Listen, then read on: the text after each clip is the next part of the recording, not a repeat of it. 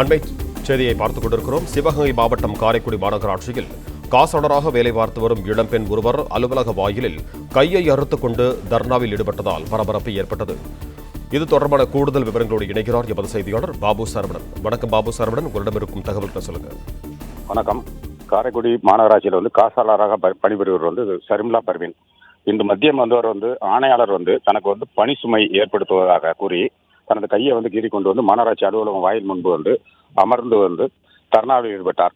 அப்பொழுது அவரது உறவினர்கள், அவரது கணவர், காவல்துறையினர் அவரது சமாதானப்படுத்தி காரில் ஏற்றி சிகிச்சைக்கு அழைத்து செல்ல முற்பட்டனர். ஆனாலும் அந்த பெண் அங்கிருந்து செல்ல மறுத்து ஆணையாளர் சித்ரா தனக்கு பணி சுமை அதிகமாக ஏற்படுத்துவதாகவும், நான் நேற்றெல்லாம் காலை 6 மணிக்கு வேலைக்கு நைட் இரவு 10 மணிக்கு தான் வேலையை விட்டு சென்றதாகவும், ஆனால் இன்று 8:30 மணி அளவு வரும்போது தனக்கு ஆப்சென்ட் போட்டுள்ளதாகவும் கூறி தர்ணாவில் ஈடுபட்டார்.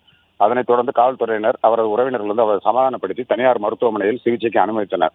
இந்நிலையில் மாநகராட்சி ஆணையாளர் சித்ரா தான் எந்த பணி சுமையும் ஏற்படுத்தவில்லை என்றும், மார்ச் மாதம் என்பதால் மார்ச் மாதத்தில் வரி வசூல் அதிகமாக இருக்கும்.